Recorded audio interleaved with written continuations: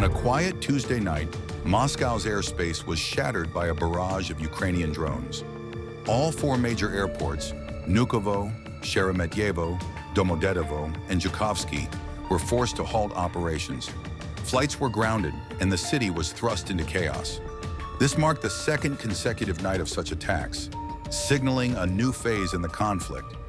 The drones reached within 6 miles of the Kremlin, a bold statement of Ukraine's growing capabilities and resolve. The strikes weren't just symbolic, they were destructive. Debris from intercepted drones ignited fires at Zhukovsky Airport, damaging runways and causing significant disruptions. Major highways leading into Moscow were blocked, and at least one residential building was struck, resulting in casualties. Russian authorities scrambled to assess the damage, but the message was clear: Moscow was vulnerable. In the face of this unprecedented assault, President Vladimir Putin's response was swift but telling. He ordered the closure of all major airports and convened emergency security meetings. But the question on many minds: was this a display of strength or a sign of vulnerability? Analysts suggest that the scale and precision of the Ukrainian strikes have exposed cracks in Russia's air defense systems and raised questions about the Kremlin's control over its own capital. The implications of these attacks extend beyond Moscow. Internationally, the strikes have shifted perceptions of the conflict. Western nations are reassessing their support for Ukraine, while Russia faces increased scrutiny over its military strategies. In the Middle East and Asia, leaders are watching closely, considering how this escalation might influence global alliances and security policies. This isn't just about retaliation, it's about strategy. Ukraine's ability to launch coordinated strikes deep into Russian territory signifies a shift from a defensive posture to an offensive one. Military experts believe this could alter the balance of power in the region. With advanced drone technology and improved intelligence networks, Ukraine is demonstrating its capability to challenge Russia on its own soil. Back in Moscow, the political fallout is intensifying. Kremlin insiders report a growing sense of unease among top officials. The public's confidence in Putin is being tested as never before.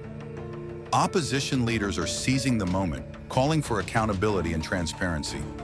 The once unquestioned authority of the Russian president is now under a microscope. Economically, Russia is feeling the pressure. Western sanctions have tightened, targeting key sectors like energy and defense. The ruble is weakening, and foreign investment is dwindling. The attacks have accelerated Russia's isolation on the global stage, with countries reconsidering trade agreements and diplomatic ties. As the dust settles, the world watches and waits. Will these strikes lead to a de-escalation, or will they ignite a broader conflict? Can diplomatic efforts succeed, or is the path to peace becoming more elusive?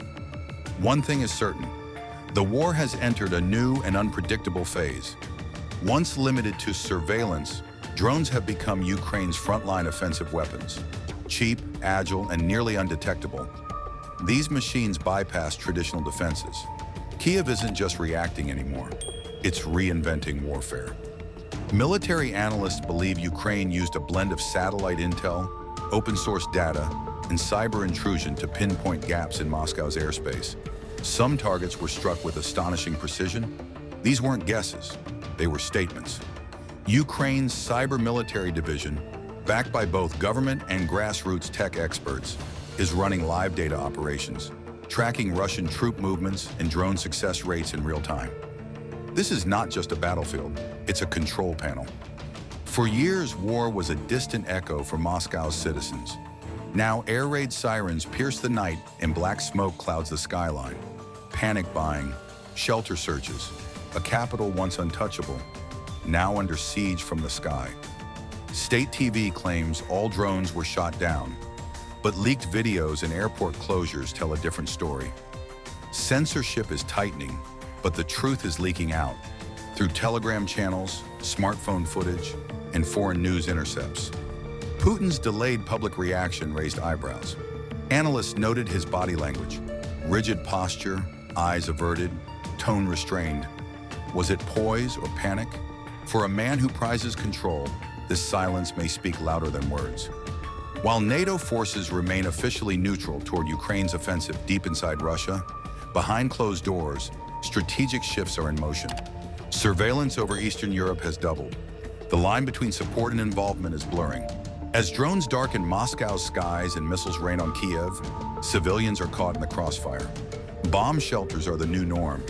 Daily routines are disrupted, and both societies now share something painful in common: war fatigue. Strategically, Ukraine's strikes damage infrastructure, but psychologically, they do more. They erode national confidence. Military historians say humiliation is often a turning point in prolonged wars, leading either to radical escalation or collapse. Experts outline 3 paths forward. 1. Russia retaliates harshly, escalating the war dramatically. 2. Internal pressure in Moscow forces negotiation. 3. The strikes continue, normalizing open warfare deep inside both nations. The world is holding its breath. The events unfolding in Moscow are a stark reminder of the war's reach and the unpredictable nature of modern conflict. As Ukraine continues to assert itself, the global community must remain vigilant and engaged. For now, the world watches Moscow, waiting to see how the Kremlin will respond and what the future holds for Russia and Ukraine.